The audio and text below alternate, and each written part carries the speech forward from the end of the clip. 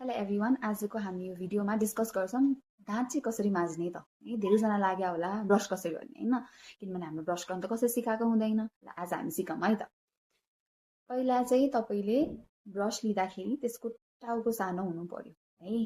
हामीले त्यसको त्यो ब्रसको टाउको सानो भयो भने तपाईँको पछाडिसम्म पुग्छ, ठुलो भयो भने तपाईँको पछाडिसम्म पुग्दैन है। त्यही भएर सानो मुख छ तपाईँको, दाँत पनि सानो छ भने सानै ब्रस लिनुहोस्। ठुलो मुख छ तपाईँको, ठुलो खालेको दाँतहरू छ भने ठुलो ब्रस लिनुहोस् है।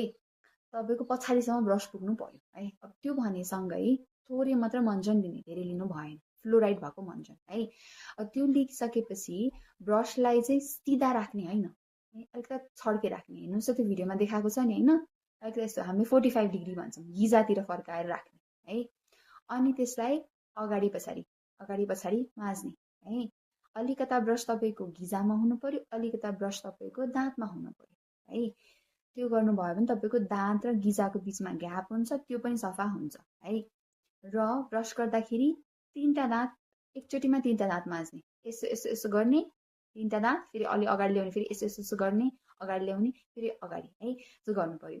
ब्रस गर्दाखेरि दाँतको यहाँ बाहिरपट्टि हामीले माझ्छौँ, यहाँ यस्तोमा पनि माथिपट्टि पनि राख्छ, त भित्रपट्टि हामीले कहिले माझ्दैनौँ, यस्तोमा हामीले कहिले माझ्दैनौँ है। तब त्यही भएर त्यस्तोमा माझ्न पनि एकदमै जरुरी छ। तल पनि सेम, छेउमा यता बाहिरपट्टि माझ्ने, त्यसपछि माथिपट्टि माझ्ने, त्यसपछि भित्रपट्टि माझ्ने यहाँ है। यस्तोमा कोही माझ्दैन, त्यो माझ्न एकदमै जरुरी छ है।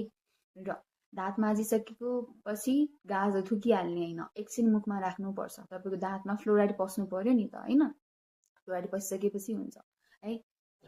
अब त्यो सँगै अब अर्को डेन्टिस्टहरूले के पनि भन्नुहुन्छ भन्दा दाँत माझिसकेपछि नखोकाल्ने, पानीले कुल्ला नगर्ने भन्नुहुन्छ। तर त्यो गर्नु पोसिबल हुँदैन, आफूलाई नै अलिक दिगमिग लाग्छ नि त होइन। त्यही भएर पखाल्दा हुन्छ, तर मुखमा मन्जन चाहिँ अलि टाइम राख्नुहोस् है। अब त्यो भनेसँगै बजारमा यस्तो डेन्ट फ्लसहरू पाइन्छ, यस्तो फ्लसहरू तपाईँले युज गर्न सक्नुहुन्छ। अब यसको ट्युटोरियल चाहिँ तपाईँले इन्टरनेटमा मजाले पाउनुहुन्छ है। र अब अर्को भनेको चाहिँ यस्तो वाटर पिकहरू पनि पाइन्छ, यो पनि फ्लस नै हो एउटा टाइपको है। यो पनि युज गर्न मिल्छ, तर तपाईँले यो अब युज अलिक एक्सपेन्सिभ पनि छ, यो किनिराख्न अलिक झ्याउ पनि हुन्छ है। त्यही भएर यस्तो छैन भने पनि तपाईँले यस्तो खालेको फ्लस चाहिँ युज गर्न जरुरी छ। बजारमा यस्तो खालेको फ्लस पनि है, यस्तो खालेको फ्लस पनि युज गर्न मिल्छ है। अब यसको ट्युटोरियल चाहिँ इन्टरनेटमा धेरैवटा छ है। त्यही पनि तपाईँले भन्नुहुन्छ मलाई ट्युटोरियल चाहिन्छ भन्नु भने त्यो पनि म पोस्ट गरौँला। तर दाँत चाहिँ बिहान र बेलुका 2 चोटि माझ्ने, फ्लोराइड भएको मन्जनले, अनि त्यसपछि फ्लस युज गर्नुभयो भने